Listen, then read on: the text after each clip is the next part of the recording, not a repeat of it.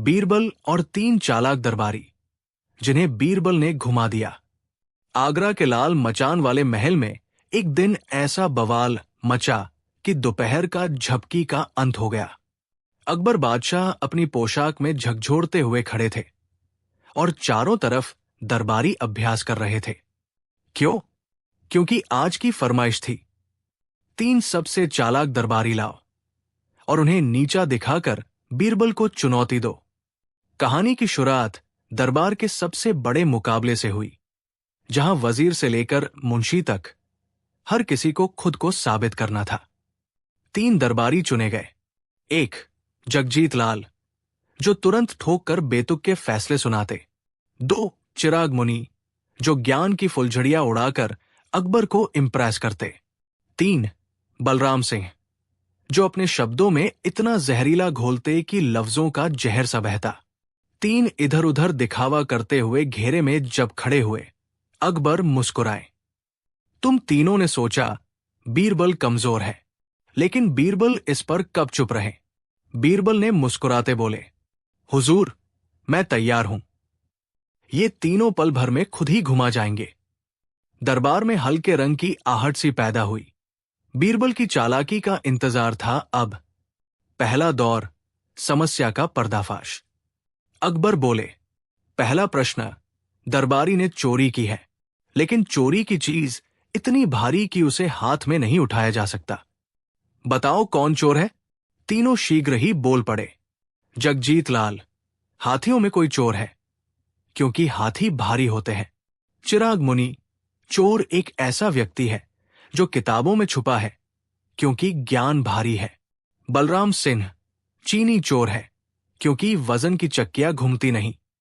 अकबर भी अचरज में थे, लेकिन बीरबल ने मुस्कुराकर कहा, हुजूर, ये सवाल था, चोरी की वस्तु भारी थी। और ये तीनों भारी वस्तु को भारी समझकर जवाब देने लगे। तभी बीरबल ने हुक्म किया, दिखाओ वो भारी वस्तु। सबके हाथ में था एक बड़ा संगीन तारा, लाल रंग में ढका। न तो हाथी, न किताब, न चीनी। तीनों दरबारी मुंह फुलाकर खड़े रहे। बीरबल ने उन्हें चुटकी में घुमाया। ये चोरी की वस्तु कोई किताब या चीनी नहीं, बल्कि तुम लोगों का घमंड ही था, जो भारी था, लेकिन मुझे उठाकर दिखाना तो बनता था। लाव गायब, तीनों गोले। दूसरा दौर, सच का सामना। अब बीरबल अगली परीक्षा लेकर आए। चोर इतना चालाक था कि उसने चोरी छुपाकर की, पर उसके नक्शे वहां नहीं छूटे।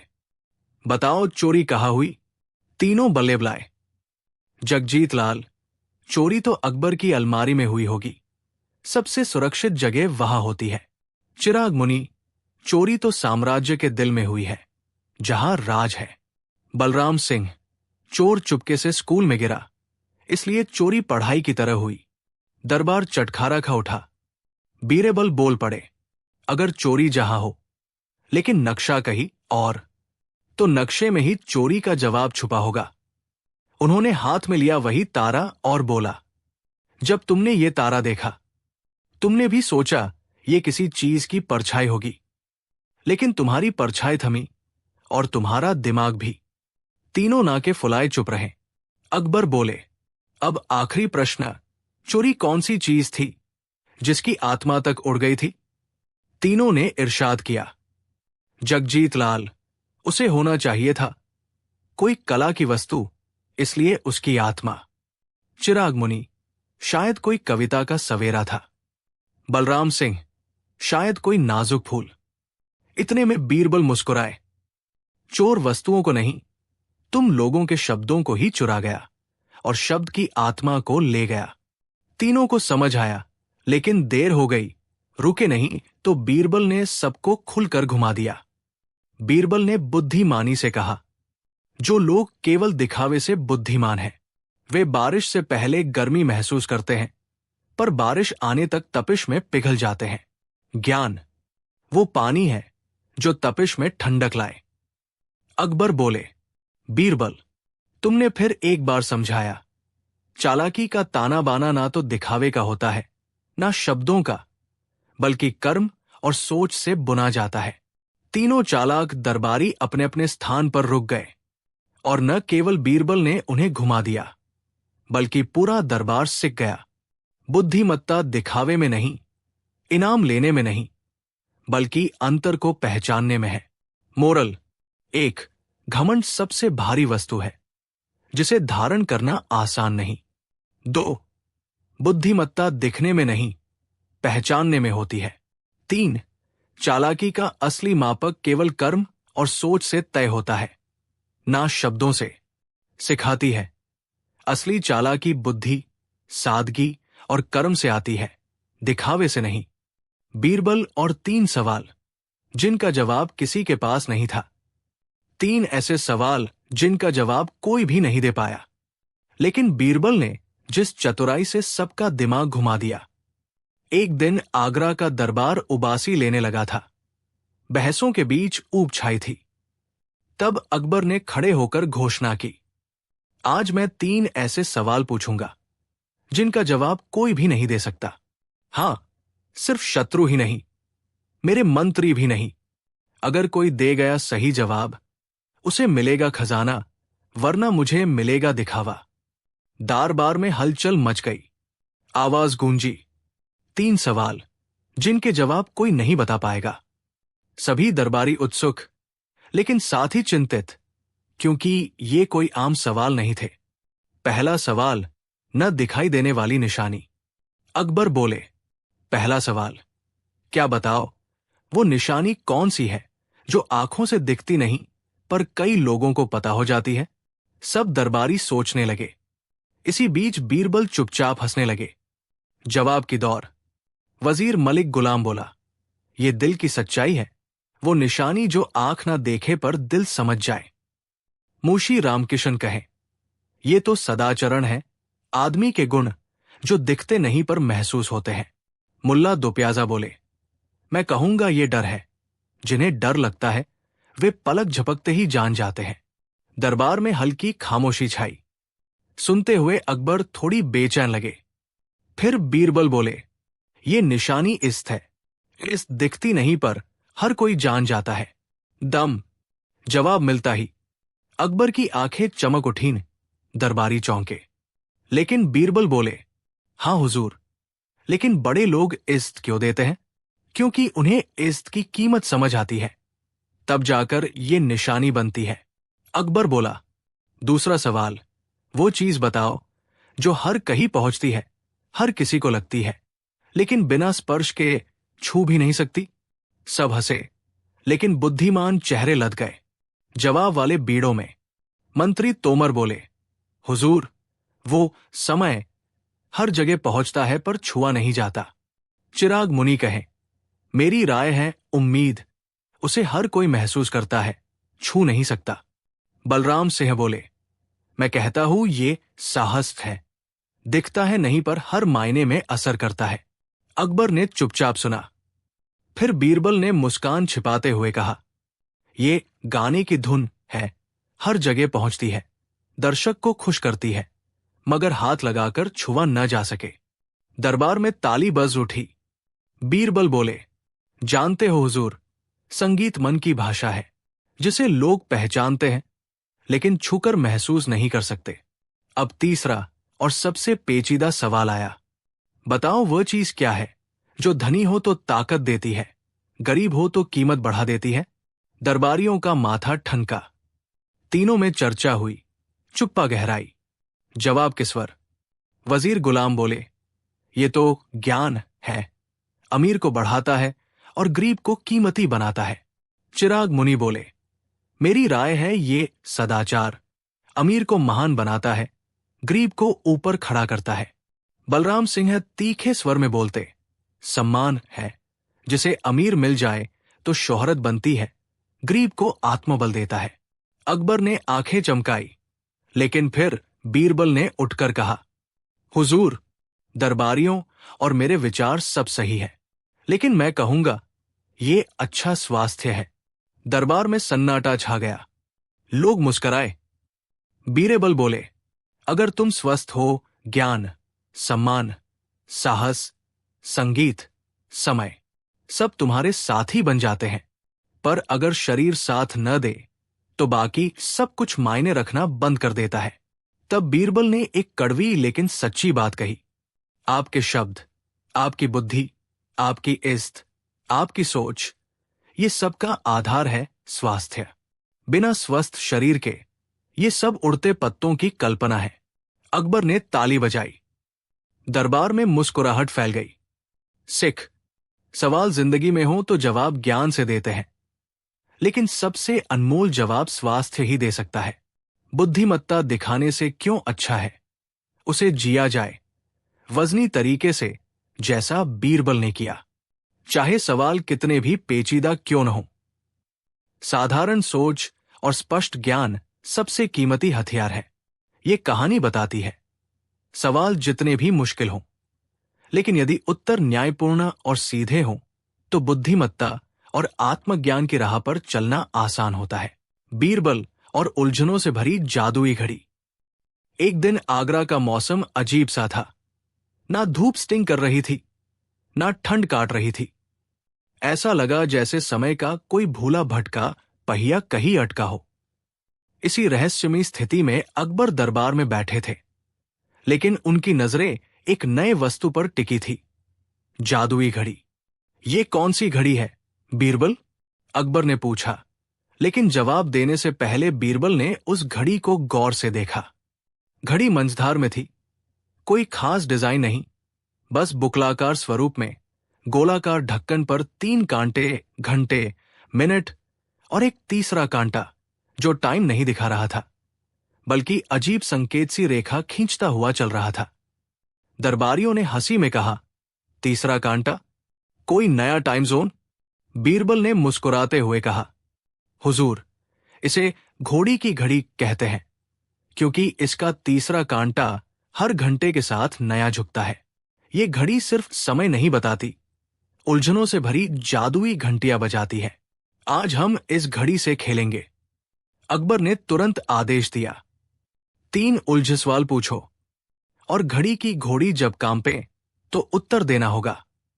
बीरबल ने तुरंत 3 दरबारी चुने। 1, पंचम मिश्र, जिन्हें बड़े बड़े पंक्तियों की कविताएं याद थी। 2, नवाब अली खान, जो रणनीति में माहिर रहे थे। 3, घनश्याम दास, जो बोलने से पहले लोग सोचने लगते थे। पहला सवाल पूछा गया, बताओ वो कौन सी चीज है जो समय के साथ बढ़ती है पर हिसाब में कभी ना आए? तीनों ने ढेर सारे जवाब दिए। मिश्र बोले, जिंदगी की उम्र। खान बोले, राज्य की शक्ति। दास बोले, मन की चिंता। लेकिन घड़ी ने कांपा, तीसरा कांटा डगमगा उठा। बीरबल मुस्कुराए और बोले, इनमें से कोई नहीं। सही जवाब है अनुभव। हर पल बढ़ता है, पर उसकी गणना कोई तैयार नहीं कर सकता। दूसरा सवाल आया, वो क्या हो जो आदमी बन जाने पर इंसान कहलाता है और इंसान छोड़ देने पर वही पहाड़ी कहलाता है? तीनों दिमाग घुमा रहे थे, लेकिन घड़ी ने कांपा। पंचम मिश्र बोले, वो मानवता है। नवाब बोले, वो धर्म है। घनश्याम बोले, वो जमीन है। लेकिन बीरबल मुस्कुराकर बोले, गलत सब। सही जवाब है चेतना। अगर चेतना से रहित हो तो पहाड़ी बन जाता है। तीसरा सवाल था, वो चीज बताओ जो जितनी बांटी जाए उतनी ही बड़ी होती जाए। तीनों दफ्तर मुगलों की तरह सोचते रहे, पर हर बार घड़ी कांपती रही। मिश्र बोले, वो तो न्याय है। नवाब बोले, वो है प्रेम। घनश्याम बोले, वो है ज्ञान। बीरबल ने सिर हिलाकर बोले, सही है, लेकिन सबसे सटीक उत्तर है पनाह। पनाह बांटने से ही बढ़ती जाती है। अब दरबार में हल्की सी असमंजस छाई रही। 3 सवाल और, लेकिन घड़ी अब खामोश थी। अकबर ने पूछा, बीरबल, क्या तुम्हें पता है तीसरे कांटे का काम? बीरबल ने आंखों से घड़ी की तरफ इशारा किया। तीसरा कांटा धीरे धीरे मुड़ा और घंटी बजने लगी। कांटा फिर और तेजी से घुमा। घड़ी की घंटियां झंझना उठीं। बीरबल बोले, ये घड़ी उलझनों का संकेत देती है। जैसे ही घड़ी कांपती है, सतह पर समय या उलझन का गुर बतलाती है। दरबार में अचानक धुआं उड़ा और तीनों दरबारी गायब हो गए। हंसी हंसी में बीरबल बोले, अब असली गेम शुरू।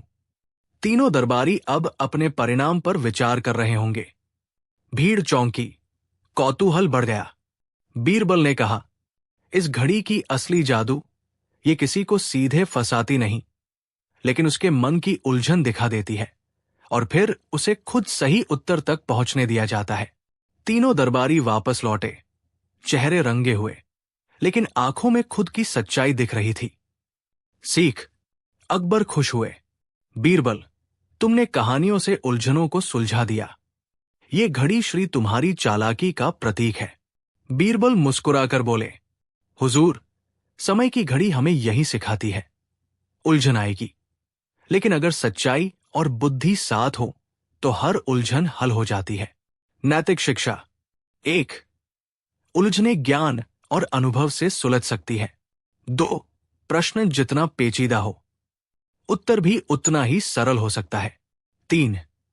अपने मन से सच्चाई पहचानो। कोई जादू, घड़ी या समय की गति महत्वपूर्ण नहीं होती, कहानी बतलाती है। समय की उलझनें हर इंसान को छू सकती है, लेकिन बुद्धिमत्ता पूर्वक सामना करने पर वे खिल उठती है। बीरबल और वो अद्भुत दिन जब बीरबल ने अदालत में हवा को गवाह बना दिया। एक रविवार की सुबह आगरा का अकबराबाद दरबार हंसी खुशी में डूबा था। छोटी मोटी बातें, हल्की फुल्की बहसबाजियां और नीमछाव में लगे मुल्तानी बतख के व्यंजन दिल बहलाने को काफी थे। बीरबल मुस्कुराते हुजूर के बगल में बैठे थे और सामने गर्मी के थपेड़ों से सबको आराम मिल रहा था। ऐसे में अकबर ने अचानक घोषणा की, आज हम एक नया केस सुनेंगे और गवाह भी होगा, लेकिन ये कोई इंसान नहीं, हवा होगी। दरबार की हवा जैसे चौंक उठी। कोई ठगासा लग रहा था तो कोई मुस्कुरा भी रहा था। हवा को एक दरबारी ने फुसफुसाते पूछा, क्या वो सच में गवाह बनी जाएगी? बीरबल नम्रता से मुस्कुराए, लेकिन चुप रहे। सब अकबर की ओर देख रहे थे। क्या हुआ, क्या होने वाला है? अगली सुबह महल का बड़ा हॉल तैयार था। दरबार में खड़े थे कपिल चंद्र, एक धनी व्यापारी जिसकी हवेली के बगीचे से सुंदर गुलाब गायब हुए थे। गुलाबदास, बागवानी रखने वाला नौकर, जो आपत्ति कर रहा था कि उसने नहीं चुराए। बीरबल चुपचाप सब सुन रहे थे। कपिल चंद्र ने शिकायत की, हुजूर, गुलाबदास ने मेरे गुलाब चुराए। मैंने देखा, लेकिन मेरे से ज्यादा नहीं दिखे। गुलाबदास ने हाथ जोड़कर कहा, मेरे पास कुछ नहीं है हुजूर, गुलाब चुराना मेरा काम नहीं, पर सच बताना चाहता हूं। वो गुलाबों पर गिलहरी ने काटा, मैं नहीं। अकबर ने मुस्कान भरा लहजा अपनाया। तो आज एक नया तरीका आजमाते हैं। हमने हवा को यहां बुलाया है, जिसने केस का सच देखा होगा। दरबार में हल्का शोर मचा। लोग एक दूसरे को देखकर सोच रहे थे, बीरबल क्या कर देने वाले हैं? बीरबल उठे और दरबार के बीचों बीच खड़े होकर बोले, हुजूर, मैंने हवा को बुलाया है। वो उस रात पास आई थी। मैं उस हवा से कहना चाहता हूं, बताओ, क्या तुमने गुलाबदास को गुलाब लेकर जाते हुए देखा है? बीरबल ने एक पाव उठाया और जोर से हवा की ओर आवाज दी, हे हवा, बताओ तुमने क्या देखा?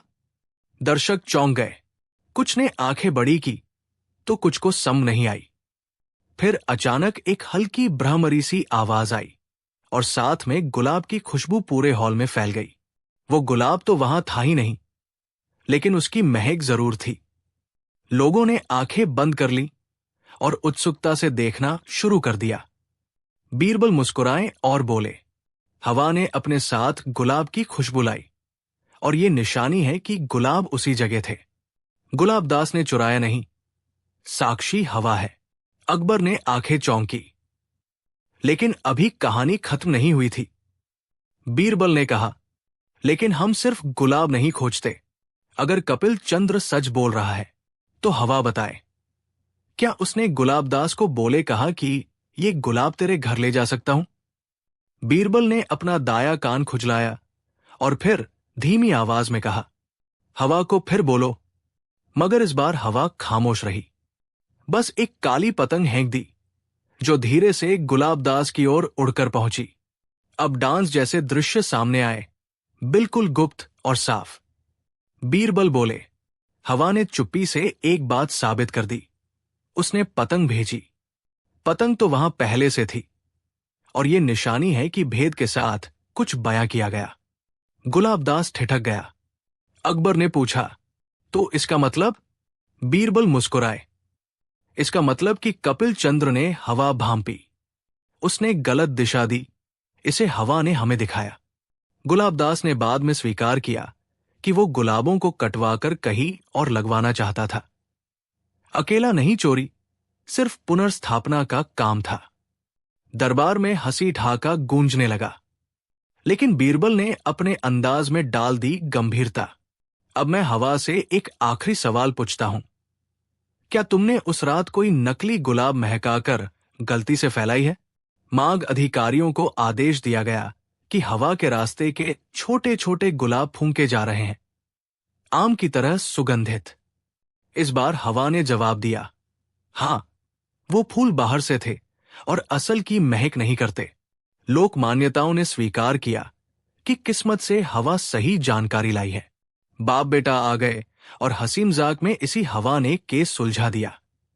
बीरबल की सूझबूझ का जादू फिर छा गया। अकबर उठ खड़े हुए। बीरबल, तुमने हवा को अदालत में बुलाकर उसे गवाह बनाया और हवाबाजी से सच सामने लाया। ये क्या कला है? बीरबल बोले, हुजूर, हवा को जब हम बुलाते हैं तो वो सिर्फ संदेश नहीं लाती, बल्कि निशानी भी साथ लाती है। हवा उसे भूल कर नहीं जाती, और असली गवाह भी वही होता है। अकबर की आंखों में उस दिन कामयाबी की चमक थी। मोरल, एक, गलत फैला दो कान, लेकिन हवा हमेशा सच उड़ाए। दो, निशानी हमेशा खतरे में भी मिलती है, जब उसे सूझबूझ से तलाशे। तीन, चालाकी हवा जैसी हो, दिखती नहीं पर असर जरूर करती है। ये कहानी बताती है, कभी कभी सबसे छोटा गवाही सबसे बड़ा सच बोल देता है, और हवा जैसी पारदर्शिता से कोई छल घोले नहीं टिक सकता। बीरबल और खटमल की जायदाद का मुकदमा। आगरा के शाही महल में वो रात कुछ अलग थी। बादशाह अकबर को पिछले 2 दिन से नींद नहीं आ रही थी। वजह, कोई दुश्मन नहीं, न कोई गुप्तचरी, बल्कि एक छोटा सा खटमल जो हर रात उनके गद्देदार बिस्तर पर सल्तनत की तरह राज कर रहा था। बादशाह ने तिल मिलाकर कहा, इस महल में सब कुछ ठीक है, सिवाय उस नामुराद के, जो हर रात मुझे अपना भोज समझ लेता है। सारा महल चौकन्ना हो गया। रजाइयां बदली गई, चादरें उबाली गई, लेकिन खटमल तो जैसे किसी जासूस की तरह हर बार बच निकलता। अंत में अकबर ने फरमान जारी किया, जो इस खटमल को पकड़ कर लाएगा उसे इनाम मिलेगा, और जो इसकी तरफदारी करेगा उसे दरबार से निकाल दिया जाएगा। तभी अगली सुबह सिपाही एक मजेदार दृश्य लेकर आए। एक बूढ़ा आदमी और उसके साथ एक पिटारे में बंद खटमल को दरबार में पेश किया गया। उस बूढ़े ने सिर झुकाकर कहा, हुजूर, यही है वो खटमल जिसने आपको नींद नहीं दी, लेकिन अब इसे मारना अन्याय होगा। अकबर चौंके। क्या मतलब? ये नीच कीड़ा और अन्याय? अब ये भी इंसाफ मांगेगा? बूढ़ा बोला, जहां बादशाह न्यायप्रिय हो, वहां जानवर भी अपनी बात रख सकते हैं। इस खटमल की इस महल में जायदाद है हुजूर। ये वर्षों से इसी पलंग के नीचे रहता आ रहा है, और इसे हक है यहां रहने का। पूरा दरबार ठहाकों से गूंज उठा, लेकिन अकबर ने गंभीर होकर बीरबल की ओर देखा। बीरबल, अब इस खटमल की जायदाद का मुकदमा सुलझाना तुम्हारा काम है। बीरबल ने दरबार को अदालत में बदला और गंभीरता से कहा, पहले पक्षकार बताएं, खटमल कब से यहां रह रहा है? बूढ़ा बोला, हुजूर, इस खटमल के पूर्वजों ने भी बादशाहों के लहू का रसपान किया है। ये कोई नया मेहमान नहीं, बल्कि महल का स्थायी निवासी है। बीरबल ने मुस्कुराकर पूछा, क्या इस खटमल के नाम कोई दस्तावेज है जिससे ये साबित हो सके कि ये पलंग उसकी जायदाद है? बूढ़ा बोला, दस्तावेज तो नहीं, लेकिन इसके काटे गए निशान हर साल दरबारी दर्ज करते आए हैं। ये एक तरह की पारिवारिक विरासत है। सभी लोग हंसी रोक नहीं पाए। बीरबल ने गंभीर होकर कहा, किसी भी जायदाद के लिए 3 चीजें जरूरी होती हैं। 1 दखल, 2 दस्तावेज, 3 दरकार। तुमने दखल साबित कर दी, दस्तावेज नहीं है, लेकिन दरकार क्या है?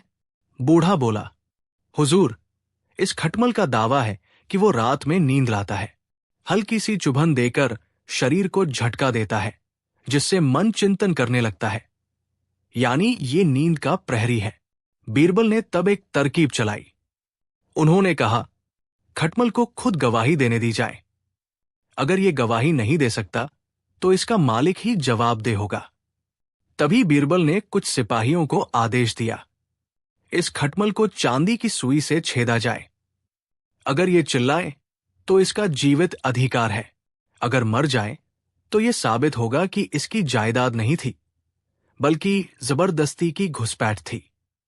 बूढ़ा तुरंत बोला, ठहरिए, मैं मानता हूं यह खटमल चोर था, जायदाद के नाम पर झूठा दावा कर रहा था। बीरबल ने अकबर की ओर देखा। हुजूर, खटमल ने मुकदमा हार दिया, लेकिन यह दरबार जीत गया, क्योंकि यहां एक खटमल को भी अपनी बात रखने की इजाजत दी जाती है। बीरबल ने आदेश दिया, इस खटमल को अब 7 पीढ़ियों तक किसी भी बादशाह के पलंग से दूर रखा जाए, और उसके मालिक को सजा नहीं, बल्कि खटमल जासूस विभाग का प्रमुख बनाया जाए, ताकि अगली बार कोई और खटमल राजगद्दी न चढ़े। अकबर ठाका मारकर हंस पड़े। बीरबल, तुमने सच में आज इतिहास लिख दिया। पहली बार खटमल की जायदाद का मुकदमा चला, और फैसला इतना शानदार कि आज रात मुझे चैन की नींद आएगी। मोरल 1, न्याय तभी न्याय कहलाता है जब सबसे छोटा पक्ष भी सुना जाए, चाहे वो खटमल ही क्यों न हो। 2, बुद्धिमत्ता वही है जहां व्यंग्य और न्याय एक साथ चले। 3, जायदाद का हक केवल दखल से नहीं, अधिकार से साबित होता है। 4, हंसी और विवेक जब मिल जाए तो सबसे कठिन फैसला भी मजेदार बन जाता है कि उसकी अदालत में चुप्पी नहीं चलती, चाहे गवाही हवा दे या खटमल खुद।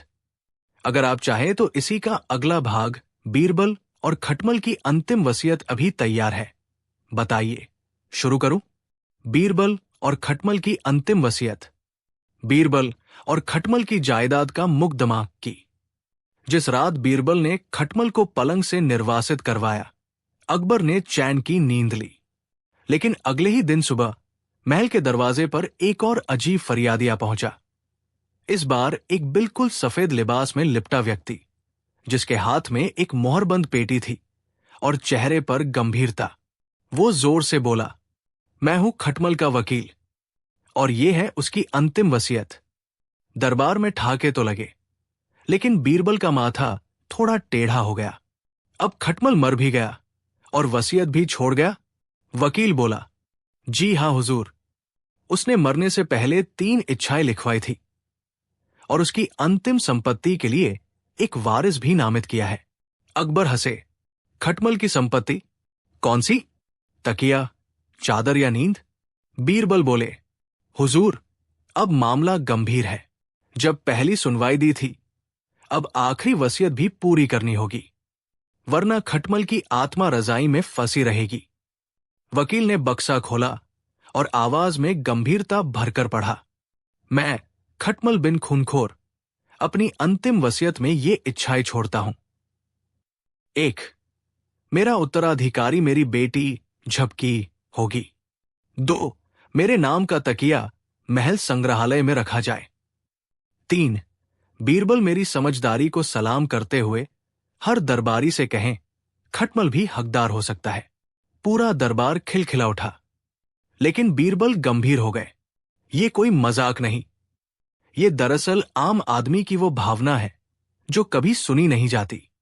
खटमल भले कीड़ा था, लेकिन उसकी वसीयत हर निर्बल की आवाज है। इसी बीच एक और आदमी आया, जिसकी हथेली पर एक छोटा सा गुलाबी खटमल बैठा था। नाम था झपकी। बीरबल ने पूछा, क्या तुम्हारे पास कोई प्रमाण है कि तुम खटमल की बेटी हो? वकील बोला, हुजूर, ये वही खटमलनी है जिसे उसके पिता रात को शेरो शायरी सिखाते थे। ये नींद नहीं उड़ाती, बल्कि मीठी नींद लाती है। बीरबल बोले, अच्छा, यानी ये झपकी खटमल साम्राज्य की शांति दूत है। बीरबल ने सोचा और फिर ऐलान किया।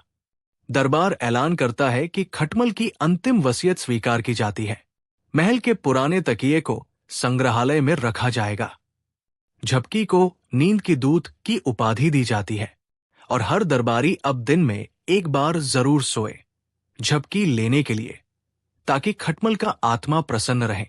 अकबर ठाका लगाकर बोले, बीरबल, अब तो लगता है कि अगली बार मच्छर भी वसीयत छोड़कर जाएगा। सिख, हर चीज चाहे कितनी भी छोटी क्यों न हो, उसकी भी अपनी गरिमा होती है। अंतिम इच्छा भले मजाक लगे, लेकिन वो किसी की भावना और इतिहास को दर्शाती है। और सबसे मजेदार बात, जहां बीरबल हो वहां खटमल भी न्याय पाता है।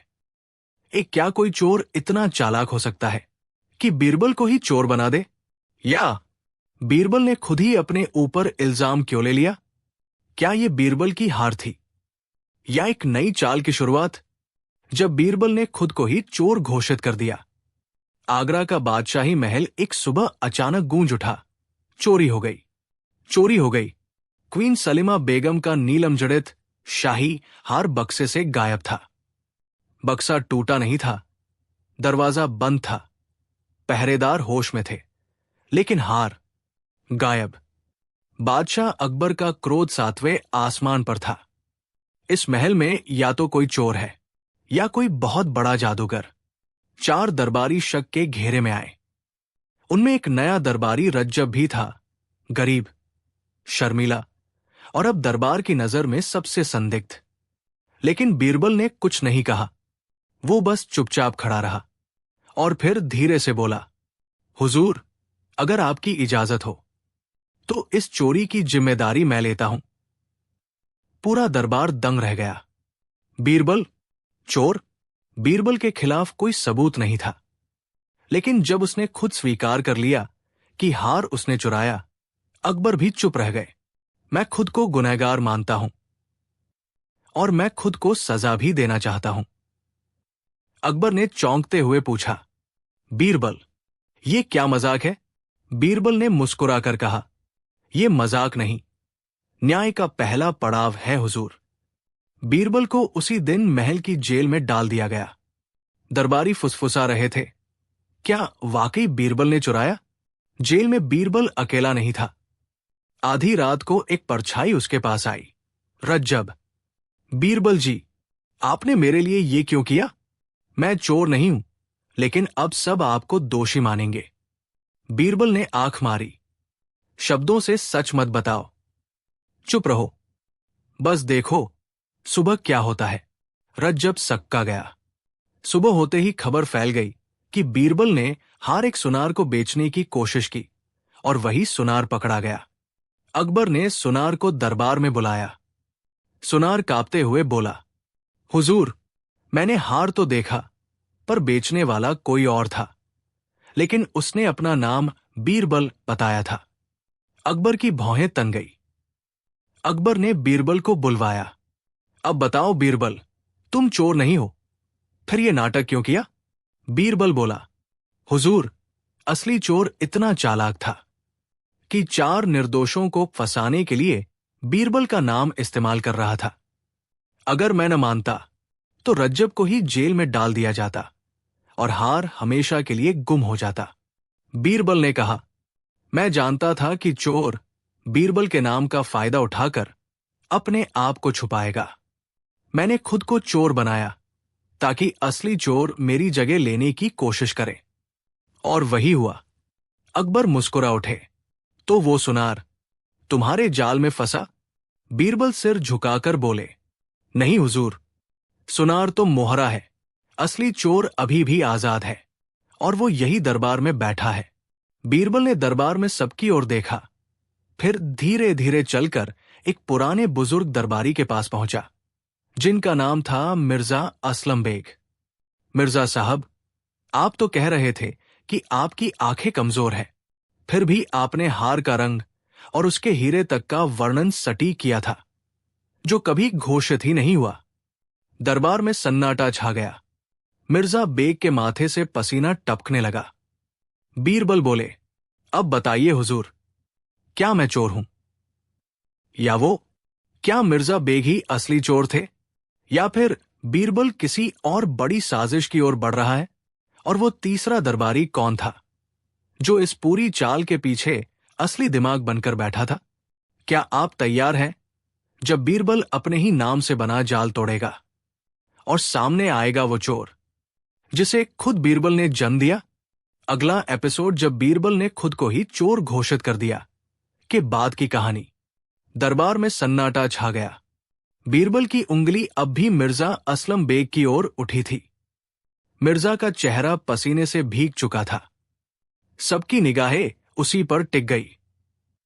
अकबर ने धीरे से पूछा, बीरबल, क्या तुम्हारे पास ठोस सबूत है? बीरबल ने एक कागज निकाला और बोला, यह है शाही खजाने की गुप्त सूची, जिसमें दर्ज है उस हार का असली नक्शा। ये सूची सिर्फ 2 लोगों के पास थी, एक मैं और एक शाही लेखाधिकारी, मिर्जा असलम बेग। मिर्जा ने कांपते हुए कहा, नहीं, नहीं, ये कोई साजिश है, मैंने कुछ नहीं किया। बीरबल मुस्कुराए, आपने नहीं किया? तो फिर उस दिन जब जेल से मैंने बीरबल के नाम से हार बिकवाने की कोशिश की, तब आप ही ने सिपाही को भेजा था, जिससे असली चोर सुनार के पास हार पहुंचाए, ताकि वो मुझे फंसता दिखे। अकबर बोले, और तुमने ये कैसे साबित किया, बीरबल? बीरबल ने गर्दन घुमाकर दरबार के एक कोने की ओर इशारा किया। वहां खड़ा था वही सिपाही जो मिर्जा बेग का सबसे विश्वस्त सेवक माना जाता था। इस सिपाही ने कबूल कर लिया है, हुजूर, कि उसे खुद मिर्जा बेग ने कहा था, हार बीरबल के नाम से पहुंचाओ। मिर्जा अब बोल नहीं पा रहे थे। बीरबल ने धीरे से उनकी ओर देखा। आप इतने सालों से दरबार में थे, लेकिन अब लालच ने आपको बीरबल का नाम चुराने पर मजबूर कर दिया। ये वही जाल था जो आपने खुद मेरे नाम पर बुनना चाहा, लेकिन उलझ गए उसी में। अकबर बोले, तो क्या अब मामला खत्म हुआ, बीरबल? बीरबल एक पल चुप रहे, फिर बोले, नहीं हुजूर, मामला अभी बाकी है। मिर्जा बेग अकेले नहीं थे। इस खेल में 3 और नाम हैं। एक वो जिसने हार चुराया, एक जिसने उसे छुपाया, और एक जो सबके पीछे है और जो दरबार में आज भी सम्मान से बैठा है। अकबर चौंके। बीरबल ने गंभीर स्वर में कहा, और अगला नाम मैं तब बताऊंगा जब दरबार के सामने 3 नकली बीरबल खड़े किए जाएंगे, क्योंकि अब खेल शुरू होगा बीरबल और नकली नामों की साजिश का। क्या आप अंदाजा लगा सकते हैं 3 नकली बीरबल कौन है? 2 बीरबल और नकली नामों की साजिश, भाग 2। अगले दिन अकबर ने विशेष दरबार बुलाया। 3 नकली बीरबल, तीनों अलग अलग जिलों से बुलाए गए। एक से बढ़कर एक वाकपटू, चालाक और बीरबल जैसी पोशाक में तैयार। अकबर ने सिंहासन पर बैठते हुए कहा, बीरबल ने दावा किया था कि दरबार में बीरबल के नाम का दुरुपयोग हो रहा है।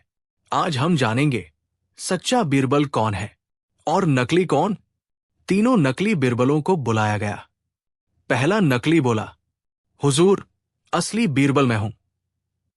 मैंने ही मिर्जा बेग की चाल पकड़ी और चुपचाप सारा खेल चलाया। बाकी 2 सिर्फ मेरी नकल कर रहे हैं। दूसरा बोला, बिल्कुल झूठ, बीरबल वही है जो बुद्धि से बोले और मैं वो हूं। आप मुझसे कोई भी सवाल पूछ लीजिए। तीसरा बोला, मैं ही असली हूं। बाकी दोनों को मैंने दरबार में भेजा ताकि उनकी परीक्षा हो सके। अकबर मुस्कुराए और बीरबल की ओर इशारा किया, जो परछाई में खड़ा चुपचाप सब देख रहा था। बीरबल आगे आया और बोला, हुजूर, आज इन तीनों की पहचान कोई सवाल नहीं करेगा, बल्कि एक कहानी करेगी। अकबर बोले, कहानी? बीरबल ने कहा, हां, एक पुरानी कहानी जो सिर्फ असली बीरबल को याद होगी। क्योंकि वो मैंने खुद अकबर से सुनी थी। बीरबल ने सभी तीनों नकली बीरबलों को बुलाया और कहा, बताओ, उस दिन जब तुमने दरबार में पहला सवाल पूछा था, वो कौन सी चीज है जो दिखाई देती है लेकिन कभी दिखाई नहीं देती? तो बादशाह ने क्या जवाब दिया था? तीनों चुप। कोई कुछ बोल ही नहीं पाया। बीरबल ने धीरे से कहा, बादशाह ने कहा था परछाई, क्योंकि वो दिखती है पर हाथ नहीं आती। अब दरबार में सन्नाटा। तीनों नकली बीरबल झेम गए और तभी बीरबल ने कहा, और अब मैं वो नाम बताता हूं जो इस पूरे खेल का मास्टरमाइंड है। बीरबल ने उंगली उठाई और इशारा किया दरबार के संगीत प्रभारी तबीलाल खान की ओर। तबीलाल चौंका। मैं तो दरबार में बस ढोलक बजाता हूं। बीरबल बोले, हां, लेकिन उसी ढोलक के नीचे से वो हार बरामद हुआ है जो चोरी हुआ था। अकबर का चेहरा सख्त हो गया। तबीलाल खान, तुमने मिर्जा बेग को लालच दिया, नकली बीरबलों को पैसे दिए और सबको गुमराह किया, लेकिन बीरबल का दिमाग नहीं छला जा सका। लेकिन कहानी यही खत्म नहीं हुई। बीरबल दरबार से निकलते निकलते रुक गए और बोले, हुजूर, इस सारे खेल के पीछे एक और परछाई है। एक ऐसा नाम जिसने तबीलाल को उकसाया, जिसने नकली बीरबलों की भर्ती करवाई और जो इस वक्त दिल्ली दरबार से आगरा की तरफ बढ़ रहा है। अकबर ने पूछा, कौन है वो? बीरबल मुस्कराया। उसे कहते हैं साया। वो दिखता नहीं, बस चाले चलता है। और अगला मुकाबला बीरबल बनाम साया होगा। अगला एपिसोड, बीरबल और साया का पहला वार, भाग 3। वो एक रहस्यमयी रात थी जब चांद आधा था, लेकिन उसका प्रतिबिंब पूरे यमुना में फैल चुका था।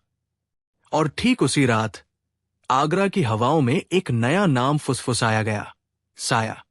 एक ऐसा नाम जो कभी सामने नहीं आता, लेकिन उसकी चालें पूरे दरबार को हिला देती है। बीरबल रात को अपनी कोठी में बैठा पुराने कागजों पर कुछ रेखाएं खींच रहा था। तभी खिड़की की पट्टी से एक काला लिफाफा भीतर गिरा। लिफाफे में बस एक ही पंक्ति लिखी थी, तुमने तबीलाल को पकड़ा, लेकिन असली चाल तो अब शुरू होगी। बीरबल, तुम्हारा साया। बीरबल चौंका नहीं, बस हल्का मुस्कुराया। तो अब तू सामने आने को तैयार है? अच्छा है।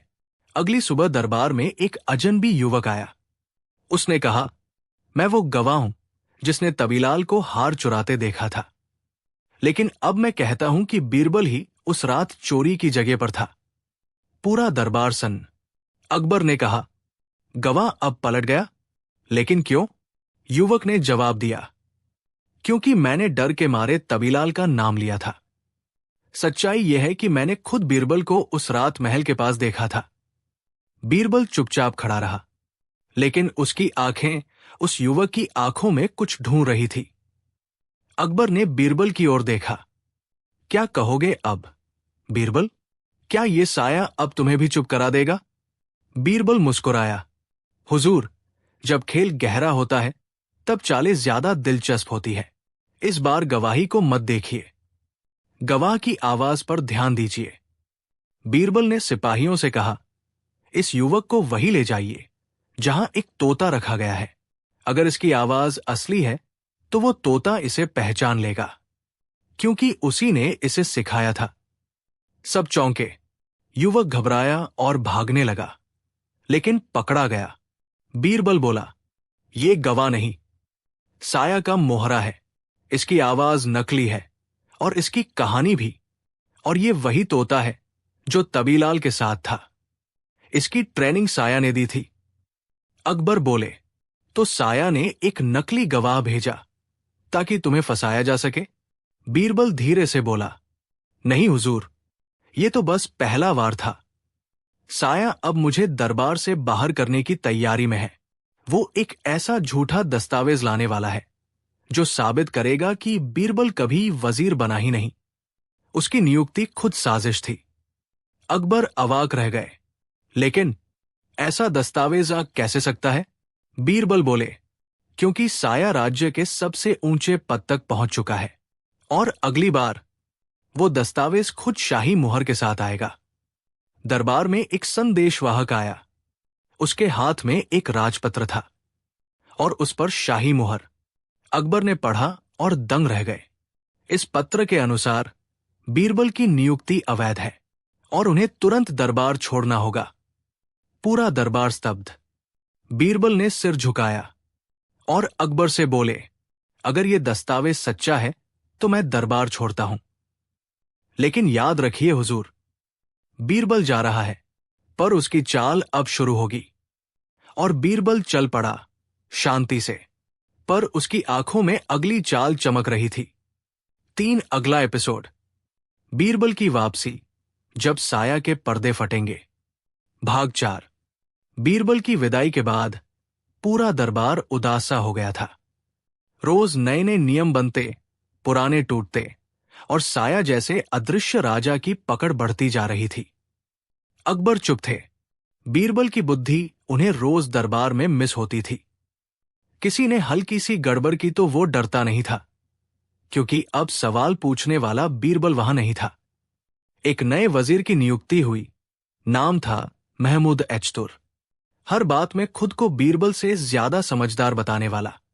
लेकिन पहले दिन ही आदेश दिया गया, अब से दरबार में आने वाले हर आदमी को 3 बार उछलकर सलामी देनी होगी, ताकि साबित हो सके कि वो जासूस नहीं है। लोगों ने डर से उछलना शुरू कर दिया। किसी ने पूछा, हुजूर, ये किस नियम की तर्ज पर है? महमूद बोले, ये गुरुत्वाकर्षण की परीक्षा है। जो जासूस होगा वो ज्यादा उड़ेगा। अकबर की आंखें भौहों के नीचे से तरेरी। रात के समय दरबार के शाही बाग में अकबर अकेले टहल रहे थे। तभी एक पुरानी मधुर आवाज कहीं पास से आई, जैसे हवा ने कोई राज बताया हो। जहां न्याय गिरवी रखा जाए, वहां बुद्धि पर ताले लग जाते हैं। अकबर ठिठक गए। उन्होंने इधर उधर देखा। झाड़ियों से एक बूढ़ा माली निकला और बोला, हुजूर, क्या बीरबल को पहचानने के लिए अब उसकी शक्ल देखनी जरूरी है, या उसकी बात काफी है? अकबर की आंखें चौंधिया गई। बीरबल, तुम? बीरबल ने दाढ़ी उतारी, वही पुराना चमकदार चेहरा। बीरबल ने कहा, हुजूर, मैं साबित करूंगा कि ये महमूद वजीर नहीं, साया का प्यादा है। लेकिन अदालत उल्टी चलेगी। आरोप आप पर नहीं, मेरे ऊपर लगेंगे। अगले दिन बीरबल ने अपनी ही गिरफ्तारी मांगी।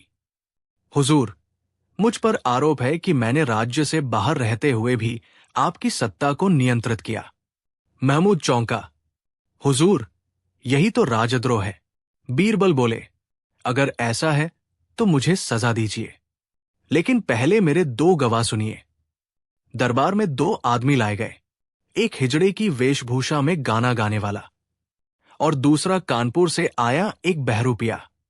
बीरबल ने कहा, इन्हीं के जरिए मैंने साया की हर हरकत पर नजर रखी। इन्हीं के जरिए साया के दस्तावेजों में जाली मुहरें लगाई गई थी और साया की असली पहचान जान ली गई है। बीरबल ने आगे बढ़कर एक दर्पण उठाया और उसे महमूद के सामने रखा। देखिए, साया कौन है? महमूद ने जैसे ही दर्पण देखा, हड़बड़ा गया।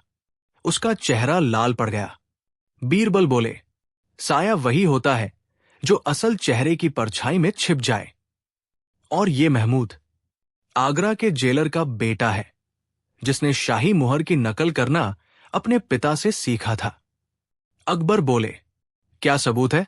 बीरबल ने वही शाही मुहर निकाली जो मिर्जा बेग के दस्तावेज पर लगी थी। उसे गरम लोहे पर रखा गया और वो पिघल गई। हुजूर, असली शाही मुहर कभी नहीं पिघलती। ये चंदन की लकड़ी की नकल थी। अकबर का क्रोध फूट पड़ा। महमूद, तुम्हें जो सजा मिलेगी वो बीरबल तय करेगा। बीरबल बोले, नहीं हुजूर, सजा मैं नहीं दूंगा। असली सजा अब साया को दूंगा, जो अभी भी छिपा हुआ है, क्योंकि ये महमूद भी सिर्फ एक मोहरा था। साया अब भी जिंदा है और अब उसने मेरे नाम से ही अगला झूठा फरमान जारी कर दिया है। लेकिन कहानी अब और गहरी होगी। बीरबल ने फिर से दस्तावेजों की गठरी उठाई और मुस्कुराकर कहा, अब अगली कहानी है बीरबल बनाम बीरबल। जब एक नकली बीरबल असली को दरबार से बाहर करने आया। क्या अब बीरबल अपने ही नाम से लड़ी जाने वाली जंग जीत पाएगा, या साया इस बार इतना गहरा वार करेगा कि सब हिल जाएगा? बीरबल बनाम बीरबल भाग 5। एक सुबह जब अकबर दरबार पहुंचे तो उन्हें दरबार के द्वार पर 2 लोग खड़े मिले। दोनों हूबहू बीरबल। सिर्फ शक्ल सूरत ही नहीं, पोशाक, बोलने का अंदाज, चाल ढाल और यहां तक कि मुस्कुराने की स्टाइल भी बिल्कुल एक जैसी। दोनों एक साथ बोले, सलाम हुजूर, मैं हूं असली बीरबल। अकबर ठिठक गए। सिपाही पसीने पसीने और दरबारियों के चेहरे ऐसे जैसे आम में 2 गुठलियां निकल आई हों। अकबर ने दोनों बीरबलों को सामने खड़ा कर दिया। पहला बीरबल बोला, हुजूर, यही नकली है। ये साया का मोहरा है जो मेरी नकल करता है। दूसरा बोला, हुजूर, मुझे समझ में नहीं आता कि ये मेरे जैसा कैसे बन गया, लेकिन मैं ही असली हूं, आपके दिल का सबसे भरोसेमंद बीरबल। अकबर ने गहरी सांस ली और कहा, अब एक बार फिर दरबार में बुद्धि की अदालत लगानी होगी और फैसला करेगा एक सवाल। अकबर ने दोनों से कहा, बताओ, एक आदमी हर रात सपना देखता है कि वो बादशाह है और सुबह गरीब हो जाता है, तो असली राजा कौन है? वो जो सपने में राजा था, या वो जो असल में गरीब है? पहला बीरबल बोला, सपना झूठ होता है तो राजा तो गरीब ही है जो हकीकत में है। दूसरा बीरबल मुस्कुराया और बोला, राजा वो है जिसे नींद में भी सत्ता की गरिमा का अनुभव हो, क्योंकि जो गरीब होकर भी खुद को राजा मानता है वही असली आत्मविश्वास वाला राजा है। अकबर मुस्कुरा दिए, अच्छा जवाब, लेकिन यह तय नहीं करता कि कौन असली बीरबल है। अब बीरबल असल वाला अचानक पलटा और जोर से बोला, सिपाहियों, इस नकली बीरबल के घर से जो किताबें मिली हैं उनमें से राजनीति की छाया नाम की किताब लाई जाए। नकली बीरबल चौंका, कौन सी किताब? बीरबल मुस्कुराया, वही किताब जो केवल असली बीरबल पढ़ता है, जिसमें मेरे हाथ के नोट्स हैं और साया के पहले निशान भी। सिपाही किताब लेकर आए। उसमें साया के भेजे गए गुप्त कोड थे और नकली बीरबल के हाथ की लिखावट से मेल खाता एक संदेश, बीरबल को हटाओ तभी दरबार हिलाओ। अकबर गरज पड़े, तो तुम ही वो नकली बीरबल हो जो साया के इशारे पर चल रहा था? नकली बीरबल हंसा, हां, और साया अब बस नाम नहीं है, वो दरबार की हर दीवार में समा चुका है। और अगली चाल, वो खुद आपको राजा की गद्दी से हिलाने वाला है। बीरबल ने उसकी नकली पगड़ी उठाई। उसके नीचे था एक नकाब। उसके नीचे जो चेहरा निकला उसे देखकर सबका मुंह खुला का खुला रह गया। ये तो वही बहरूपिया है जिसे हमने सजा दी थी 5 साल पहले। बीरबल बोले, हूं, यही है नट्टू लाल, साया का पहला शागिर्द, जो अब बीरबल बनकर दरबार को ही तोड़ने आया था।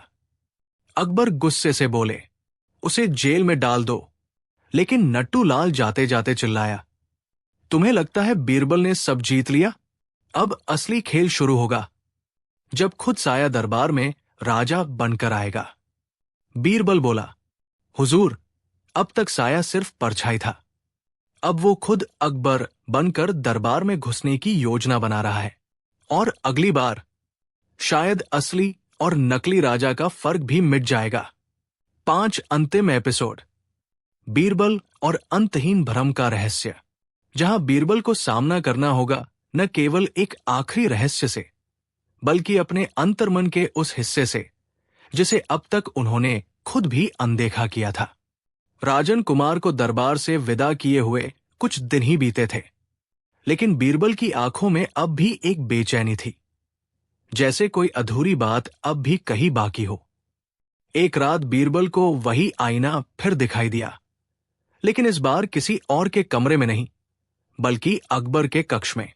आईने में कोई चेहरा नहीं था, बस एक वाक्य चमक रहा था, सत्य को हर बार तर्क नहीं हराता, कभी कभी वो खुद अपने ही आईने में खो जाता है। अगली सुबह बीरबल ने अकबर से कहा, जहांपनाह, अब इस रहस्य को यहीं समाप्त करना होगा। एक बार के लिए नहीं, हमेशा के लिए। भाग 1, आईना जो हर समय बदलता है। बीरबल उस आईने को लेकर राजमहल की सबसे ऊंची मीनार पर पहुंचे। उन्होंने देखा, आईना अब शुद्ध कांच नहीं था। उसमें हर दरबारी का चेहरा उभर रहा था, एक के बाद एक। मुल्ला दोप्याजा, राजा टोडरमल, सेनापति फयाज, यहां तक कि खुद बीरबल। हर चेहरा अलग, हर चेहरा सत्य और झूठ के बीच झूलता। ये आईना अब कोई वस्तु नहीं, ये हमारी सोच, हमारा भ्रम और हमारी जिद बन चुका है। बीरबल ने बुदबुदाया। भाग 2, बीरबल का अंतिम प्रयोग। बीरबल ने आईने के सामने खुद को खड़ा किया और एक सवाल पूछा, तू कौन है? आईना बोला, मैं वही हूं जो तुम मानो। अगर तुम मुझे डर मानो, मैं डर हूं। अगर तुम मुझे ज्ञान मानो, मैं ज्ञान हूं। अगर तुम मुझे केवल शीशा मानो, तो मैं सिर्फ एक कांच का टुकड़ा हूं। बीरबल मुस्कुराए, तो मैं अब तुझे वो मानता हूं जो न मैं हूं न तू। तू भ्रम है और मैं अब भ्रम से ऊपर हूं।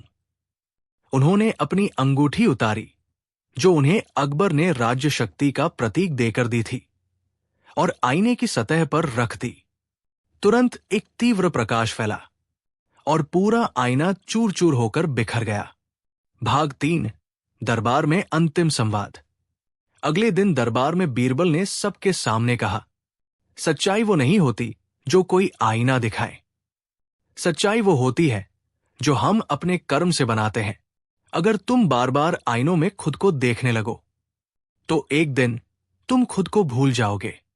अकबर बोले, बीरबल, तुमने ये साबित कर दिया कि सत्य केवल देखने से नहीं, समझने से आता है। तुम वो आईना बन गए हो जो किसी को झूठ नहीं दिखाता, बल्कि खुद को पहचानने का साहस देता है। मोरल, नैतिक शिक्षा, सच्चाई देखने की चीज नहीं, जीने की चीज है। जब इंसान दूसरों की नजर से खुद को पहचानने लगे, तो वो अपने असली रूप को खो देता है।